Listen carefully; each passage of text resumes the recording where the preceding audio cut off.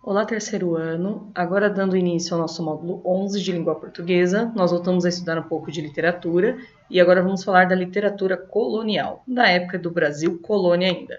Como já disse antes para vocês, tanto o barroco quanto o arcadismo são as primeiras duas expressões literárias brasileiras, mas não são consideradas, então, escolas literárias. Por quê? Porque ainda não era considerado literatura, o Brasil ainda era colônia de Portugal, então não existia uma identidade própria. Por isso se caracteriza essas duas partes da literatura aí somente como duas manifestações literárias, não escolas, mas nós estudamos elas da mesma forma. Bom, essa literatura da época, Brasil Colônia, envolve essas duas classes, né? Embora pouco solicitada em provas e exames, merece sim uma especial atenção, pois como toda arte literária, está retratando o reflexo de um período histórico, seus costumes, cultura, influências morais e sociais sobre as pessoas de uma determinada época. Como vocês bem sabem, a literatura é o reflexo daquilo que está acontecendo numa sociedade, tá bem? Com a ideia de evidenciar tradição e inovação culturais do povo, no caso, do povo brasileiro. O barroco é bem conhecido pelas tensões e conflitos evidenciados na época quinhentista, tanto sociais quanto políticos, existenciais e até religiosos. Já o arcadismo, também chamado de neoclassicismo, se identifica por tentar trazer ao povo brasileiro a busca pela razão e paz de espírito, se opondo aos sentimentos instáveis do período anterior, que era o barroco. Primeiro, então, nós veremos o barroco, datado entre 1601 a 1768. O homem barroco, ser barroco da época, era considerado um ser muito angustiado, diante de um mundo totalmente contraditório e instável, tá bem? Cabe ao homem viver o mundo e suas experiências carnais ou a paz de espiritualidade atingida pela ausência de pecado? Esse perfil de insegurança, de vários questionamentos, acaba por criar uma consciência sobre a efemeridade do tempo e a fragilidade da vida. Primeiro, nós veremos o contexto histórico para explicar para vocês como que ocorreu o barroco. Bom, na Idade Média, o ser humano estava se centrando muito no teocentrismo. Teo vem de teologia, que é o estudo de Deus, a busca por Deus. A ideia do teocentrismo era sempre voltar o ser humano à fé e à religião, mostrando como isso era muito importante para desenvolver a vida dele. Porém, quando chegou o século XVI, nós começamos a ter uma ascensão aí comercial. Primeiro na Europa e depois acabou vindo para cá também. Devido a essas trocas comerciais, então o ser humano passou a perceber que a fé, o teocentrismo, não era a sua ideia principal no momento, mas sim o antropocentrismo. Você voltar a pensar no homem como um ser que pode mudar a sua própria vida, pode produzir, pode ganhar mais e gerar mais. Então aí deixou um pouco a fé de lado e começou a se voltar para a ascensão comercial, tá bem?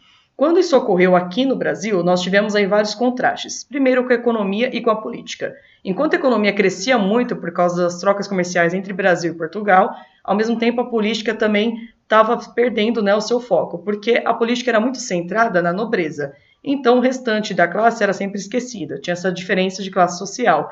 E aí com a ascensão do comércio só continuou mantendo esse distanciamento entre eles, tá bem? E aí entrou também a questão religiosa. Por quê? Tivemos a Reforma Protestante. A Reforma Protestante era representada principalmente pela burguesia, ou seja, a classe social mais baixa, não pela classe média alta, tá bem? E aí nós viemos com a Contra-Reforma. A Contra-Reforma foi quando a Igreja Católica quis retomar novamente os seus fiéis, tomar de volta dos protestantes, e aí eles começaram então a querer trazer eles de volta, tentando mostrar e evidenciar coisas erradas, coisas que não eram tão boas assim no protestantismo para a burguesia. Porque a burguesia, apesar de ser a classe baixa, era o que representava o maior número de pessoas dentro da sociedade, tá bem? Entre tantas instâncias aí, vocês veem, na economia, na política, no meio social e até no religioso, surgiu então o barroco. Por isso que o barroco ele é conhecido por ser disforme, transtornado e ser muito instável, porque ele estava passando por um choque ali, a sociedade, com um choque de diversas formas. Não tinha uma característica própria, estava se definindo ainda. Então, por isso, o barroco traz essa mesma mensagem, essa mesma característica e imagem de algo totalmente instável, que não tem uma característica própria e uma formação ainda completa, tá bem? Esses choques, então, entre rígidos e inovadores no tratamento de fé e religião, as concepções mais racionais e a concepção mais obscura, tá bem? Esse foi o barroco, então, foi assim que ele surgiu. Os traços gerais. Arte de contrastes, conflitos, como nós já dissemos, contradições e dualidades. Lembrem-se que ele faz muito uso da antítese, por exemplo, que é uma figura de linguagem que trata sempre palavras com coisas contrárias, tá bem? O sentimentalismo. Muitas vezes chega a ser exagerado o sentimento que aflorece ali dentro da poesia barroca. O individualismo também. Gregório de Matos, como nós já falamos sobre ele antes, ele trata muito sobre o ser individual. O que o homem está pensando, o que ele está passando, quais são os sentimentos, pensamentos internos dele sobre tudo aquilo. Isso que importa mais e que ele evidencia mais também. A subjetividade. A subjetividade sempre se trata de você se colocar dentro do texto, colocar os seus sentimentos, as suas observações pessoais. E o exagero. Alguns poemas são bem exagerados, tanto para o lado romântico quanto para o lado da crítica, sempre voltado para o exagero, de um lado ou de outro.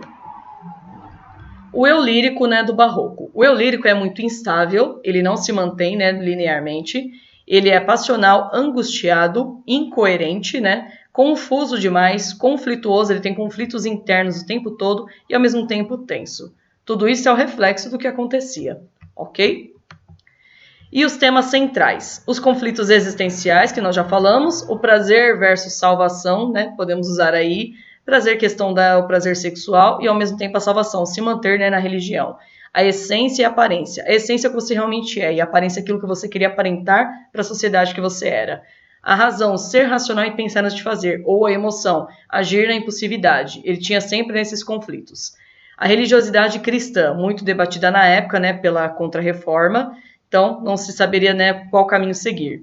As menções à mitologia, tem bastante menções à mitologia porque eles queriam também se voltar para os clássicos ao mesmo tempo, para buscar uma leitura, uma escrita mais rebuscada, mais rica. O amor era sempre entendido como felicidade e ao mesmo tempo uma desgraça na vida de alguém.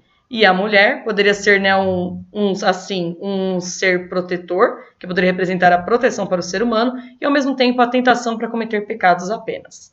Lembrando que no Brasil houve a produção de poesia satírica também, que vocês viram, de cunho político e social. Eu até mencionei com vocês que o Gregório gostava muito de escrever poesia satirizando o governo da Bahia na época, ok? A forma e a linguagem utilizados. Cultismo é muito utilizado, que é o rebuscamento, uso da linguagem complexa e repleta de empecilhos, que dificultam o acesso ao conteúdo de texto. Cultismo é você querer rebuscar tanto a linguagem a ponto de deixar até confuso para o seu leitor. O vocabulário hermético, ou seja, enigmático, muito obscuro, quer deixar uma difícil compreensão muitas vezes. As metáforas complexas, as antíteses, o paradoxo é muito comum e o hipérbato também, que é a inversão. As inversões, antíteses, paradoxos já falamos. Conceptismo, que é o uso de linguagem mais clara, até argumentativa, em favor da defesa de uma ideia. Aqui, às vezes, quando ele queria defender algo, ele já usava o conceptismo. E as perguntas retóricas, são aquelas que não pedem resposta. Citações de pessoas famosas, às vezes da mitologia, às vezes Aristóteles, Platão, analogias e até exemplificações do que acontecia. Muitas vezes eles retratavam pessoas da vida real mesmo, burguesa, nos seus poemas, ok? Bom, terminamos o barroco e agora vem o arcadismo, também chamado de neoclassicismo. O arcadismo começou aí por volta de 1768 e foi até 1836. Percebam que ele tem até um período um pouco mais curto, mais curto do que o barroco. O contexto histórico dele. Ele veio junto com a Revolução Industrial. Como nós dissemos, durante o barroco estava acontecendo o quê? A ascensão do comércio. Então a classe burguesa estava crescendo também, ganhando seu espaço. Não era só a nobreza agora que podia ser comerciante, que podia ter algum poder aquisitivo. A burguesia estava ganhando seu espaço dentro da sociedade, financeiramente. Ascensão burguesa, e aí vem um crescimento urbano. Muitas pessoas migraram do campo para a cidade, para poder ter oportunidades melhores.